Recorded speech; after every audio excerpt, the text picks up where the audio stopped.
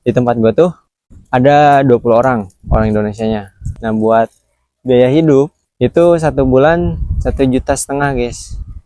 Itu termasuk makan, wifi, buat sabun-sabun, buat cuci piring, buat ngepel segala macam, itu udah termasuk ke sana, sama uang kas lah sisa itu 1 bulan 1,5 juta. Jadi gua biaya hidup di Jepang 1 bulan cuman 1,5 juta. Guys, jangan lupa subscribe.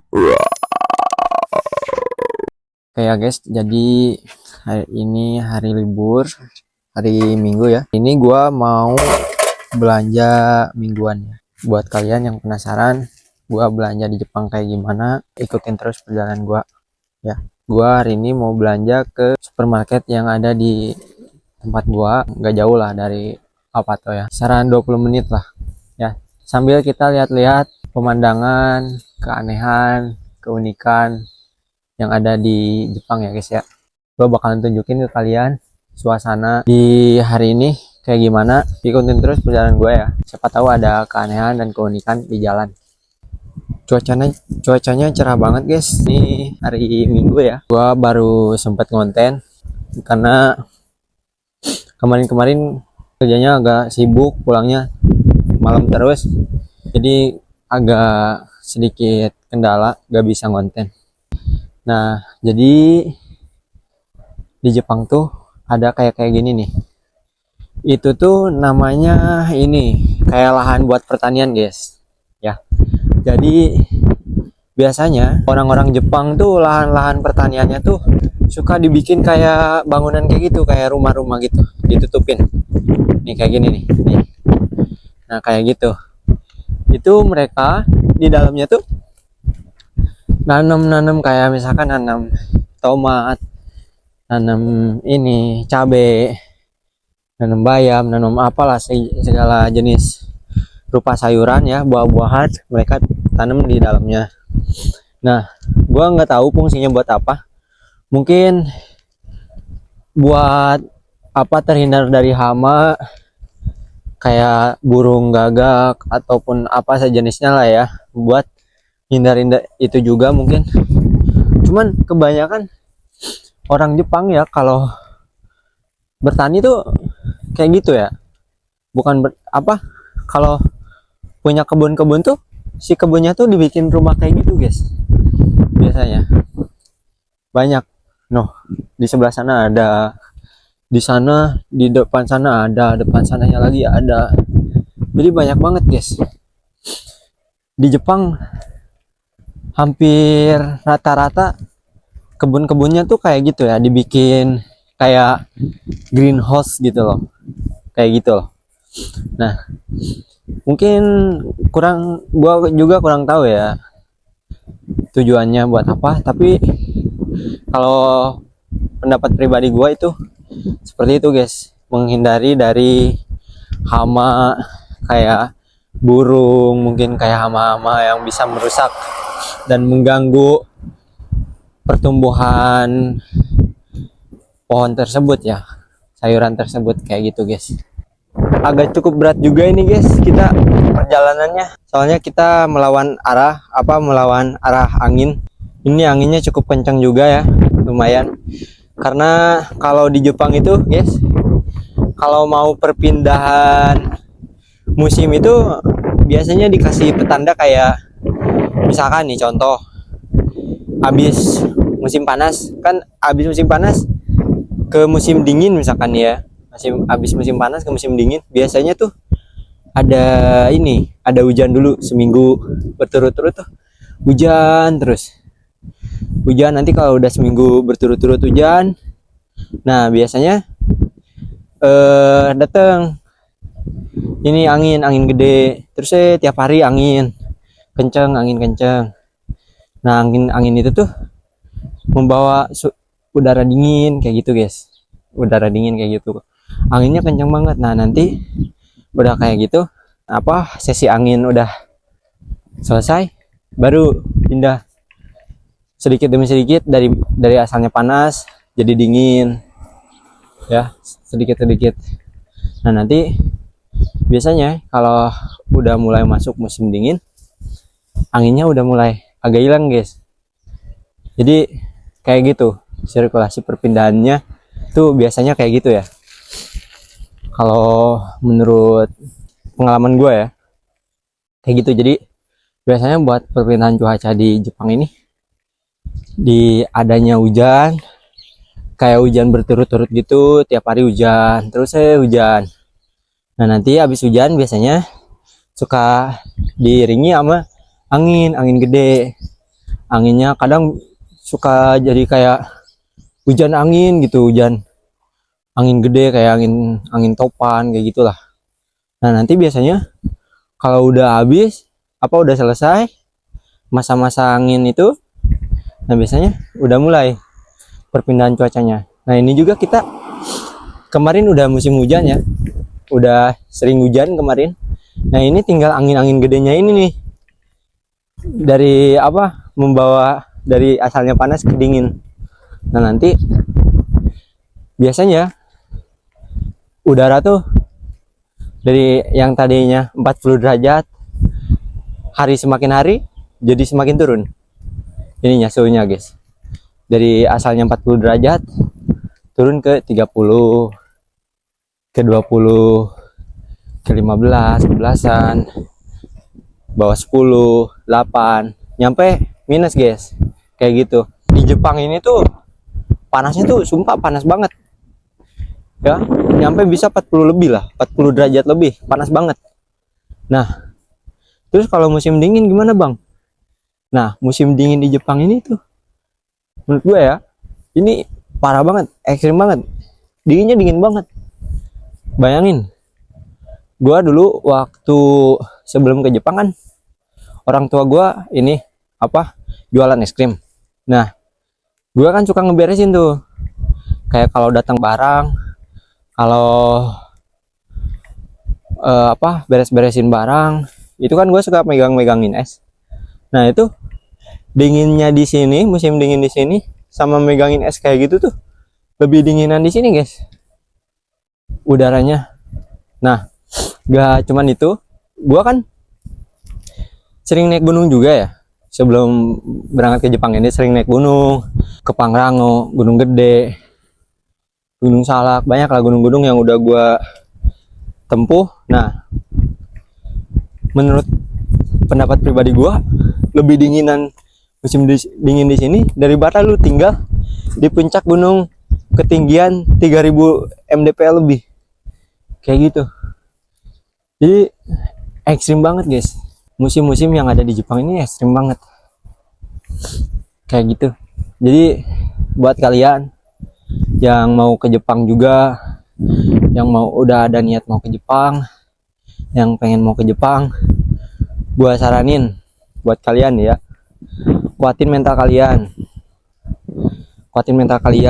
jangan cepet ngeluh, jangan apalagi kalau kalian cowok, kalian harus sadar diri, kalian harus bisa jadi tulang punggung orang tua, kalian harus bisa banggain orang tua kalian ya. Karena jujur gua pribadi lebih enakan kerja di sini guys ya, lebih enakan kerja di sini. Sekarang gua kerja misalkan gitu kerjanya nggak seberapa guys, kerjanya nggak seberapa Pak, kalau menurut gue ya, cuman gajinya itu loh ya. Tapi disclaimer ya, ini disclaimer ya, nggak semua daerah, nggak semua tempat kerjaan di Jepang itu gajinya gede guys. Cuman ya meskipun kayak gitu, tapi sekecil-kecilnya Jepang gak mungkin masih bisa nabung lah 5 juta per bulan. Ini menurut pendapat pribadi gua, sekecil-kecilnya gaji di sini lu masih bisa nabung 5 juta per bulan ya. Buat kalian yang yang udah ada niatan ke Jepang juga, jangan lupa terus latihan bahasa. Menurut pribadi gua, bahasa itu penting guys ya, bahasa itu penting. Selain komunikasi ya. Selain alat komunikasi, kita kalau bisa bahasa itu bisa mempermudah kita buat kayak misalkan kita pengen nambah kontrak di perusahaan yang sama atau pindah perusahaan, atau kita bisa jadi kayak sekarang banyak-banyak ya orang Indonesia yang udah kerja di Jepang nih, sampingan guys. Jadi dia buka les bahasa Jepang karena dia bahasa Jepangnya cukup mahir, cukup pandai, jadi dia buka les bahasa Jepang kayak gitu. Itu tuh lumayan banget guys penghasilannya kayak gitu. Gua hari ini dapat perusahaan enak guys. Gua di sini dikasih fasilitas kayak diizinin buat diriin masjid di apa tuh gua. Terus kalau sholat Jumat gua dibolehin sholat Jumat berjamaah di Kaisa bareng-bareng anak-anak kayak gitu. Coba mana lagi perusahaan yang kayak gitu guys? Mungkin ada tapi jarang ya di Indonesia. Jarang-jarang perusahaan yang ngebolehin sholat. Bahkan saking respectnya orang Jepang di perusahaan gua ke orang-orang Indonesia, itu sampai-sampai apa saconya pun bukan saco sih disebutnya, kepala pabrik lah, itu sampai nyuruh kita buat sholat, nyuruh kita buat ibadah, ngingetin kita buat ibadah kayak gitu. Dan ketika misalkan gue lagi kerja nih posisinya, terus udah waktunya sholat nih, gue bisa izin mau sholat dulu bentar gitu, itu gak dimarahin cok. Saking respectnya ke orang Indonesia, saking percayanya ke orang Indonesia, bahwa karena orang Indonesia ini sangat apa di tempat kerjaan gue itu memberi dampak positif banget guys, baik banget gitu, dipandang baik banget, makanya bisa seperti itu. Makanya buat kalian nih ya yang mau ke Jepang, gua usahain ya jaga itu juga. Yang udah di Jepang juga sama, saling jaga attitude, bawa nama Indonesia sebaik mungkin, jaga image Indonesia sebaik mungkin ya, kasih yang terbaik. Oke guys, gua mau belanja dulu ke dalam. Ini udah sampai, sorry banget gua gak bisa record karena gua udah pernah record ya kemarin sebelumnya. Gua udah mau bikin konten apa belanja di sini, cuman gua dimarahin cok, gak boleh di record katanya di dalam, makanya gua gak bisa ya guys, sorry banget. Oke guys, guys, jadi ini gua baru selesai belanja mingguan. Ini sebenarnya kita sambil belanja piket masak juga nih. Jadi di tempat gua tuh apa piket masak tuh dijatah guys, satu buat satu minggu tuh 3 mang, kisaran 3 juta ya. Nah dibagi-bagi, jadi per bulan tuh ada berapa kelompok gitu. Nah kebetulan minggu ini bagian kelompok gua guys kayak gitu. Ini dia orang Bandung guys, orang Bandung. Siapa Bandung mana? Gede Bage. Cimoa. Usum naon nih Gede Bage gak? Usum Layangan. Di tempat gua tuh ada 20 orang Indonesianya. Nah buat biaya hidup itu satu bulan 1,5 juta guys. Itu termasuk makan, wifi, buat sabun-sabun buat cuci piring, buat ngepel segala macam, itu udah termasuk ke sana, sama uang kas lah sisa. Itu satu bulan 1,5 juta.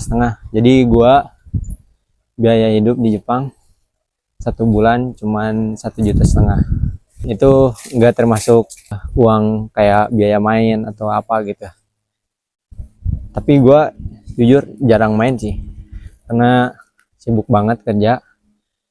Hampir 1 minggu tuh hampir 1 hari doang liburnya ya guys ya, kayak gitu. Halo guys, mungkin itu aja ya video gua hari ini. Gua cukupkan sampai di sini. Buat kalian yang belum subscribe, jangan lupa subscribe dulu guys, karena gue lagi adain challenge di 10.000 subscriber. Gue bakalan adain giveaway 1 juta buat 1 orang pemenang. Nah, buat kalian yang belum subscribe, jangan lupa subscribe, pantengin terus konten gue, ikutin terus keseruan gue, karena gue tiap 2 hari sekali bakalan upload terus di YouTube ya. Jadi buat kalian yang ingin tahu seputar keunikan-keunikan, keanehan-keanehan yang ada di Jepang, gua 2 hari sekali upload ya guys. Bye bye Guys, jangan lupa subscribe.